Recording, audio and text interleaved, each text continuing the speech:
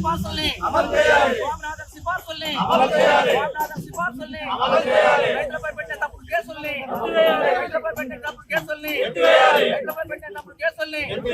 రైతులకు గిట్టుబాటు చట్టాన్ని రైతులపై పెట్టే కేసుల్ని రైతుల కోసం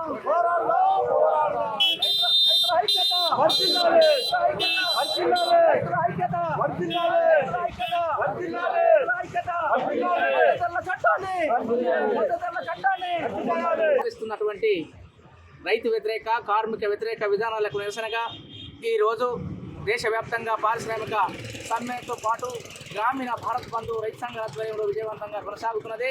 ఇవాళ నిర్మల్ జిల్లా ఖానాపూర్ మండలం సత్తెనపల్లి పాయింట్ వద్ద ఇవాళ పెద్ద ఎత్తున నిరసన వ్యక్తం రైతాంగం తరపున నిరసన వ్యక్తం చేస్తూ రాస్తారోకో కార్యక్రమాన్ని నిర్వహిస్తున్నాం.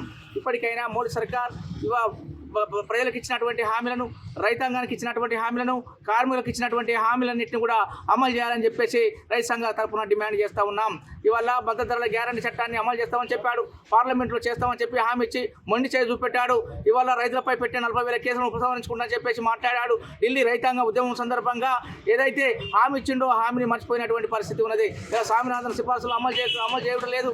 ఇవాళ అందరికీ కూడా ఇవాళ ఏదైతే మాట ఇచ్చిండో మాట ప్రకారం కట్టుబడి ఉండకుండా మతతత్వ విధానాలు కొనసాగిస్తుండో, వికసిత భారత్ పేరుతోటి రకరకాల వాగ్దానాల పేరుతోటి ఇవాళ దేశం ముందుకు పోతుందని చెప్పేసి మాట్లాడుతున్నాడు. ఇవాళ 80 కోట్ల మంది ఆక్స్ఫామ్ నివేదిక ప్రకారంగా 80 కోట్ల మంది దారిద్ర్యంలో ఉన్నారంటేనే ఇవాళ దేశం ఎంత అభివృద్ధి పదంలో ఉందో మోడీ సర్కార్ ఇలాంటి విధానాలు కొనసాగిస్తున్నాడో అర్థమవుతూనే ఉన్నది. ఇవాళ మతతత్వ విధానాలన్నింటినీ కూడా ముందుకు తీసుకొచ్చి కార్పొరేట్ శక్తులకు అనుకూలంగా పోతూ ఇవాళ మొత్తం పరిశ్రమలన్నీ మూతపడుతున్నాయి. లక్షలాది మంది నిరుద్యోగులు అయిపోతున్నారు. వారికి ఉపాధి లేదు, ఉపాధి గ్యారంటీ లేదు. మరి ఇలాంటి పరిస్థితుల్లో ఇవాళ దేశవ్యాప్తంగా ఉన్నటువంటి కార్మిక వర్గం, రైతాంగం పెద్ద ఎత్తున ఆందోళన కార్యక్రమాలు చేపడుతూ ఉన్నారు. ఇప్పుడు ఢిల్లీ సరిహద్దుల్లో హర్యానా, పంజాబ్ రైతులు పెద్ద ఎత్తున ఆందోళన కార్యక్రమం చేపడుతున్న వాళ్ళపైన బాష్పవాయువులు ప్రేంగులు మోగిస్తూ ఉన్నారు. ఇవన్నీ అమానుషం అని చెప్పేసి, దారుణం అని చెప్పేసి మేము తెలియజేస్తూ ఉన్నాం. అదేవిధంగా ఇవాళ రైతాంగానికి ఇచ్చిన హామీలు, కార్మికులకు ఇచ్చినటువంటి హామీలన్నింటినీ కూడా అమలు చేసేంత వరకు పోరాటం కొనసాగిస్తామని చెప్పేసి కేంద్ర ప్రభుత్వాన్ని హెచ్చరిస్తూ ఇవాళ భారత్ బంద్ గ్రామీణ భారత్ బంద్ విజయవంతంగా కొనసాగుతుంది. ఇప్పటికైనా కళ్ళు తెరవాలని చెప్పేసి ఇవాళ కేంద్ర ప్రభుత్వాన్ని కోరుతూ ఉన్నాం.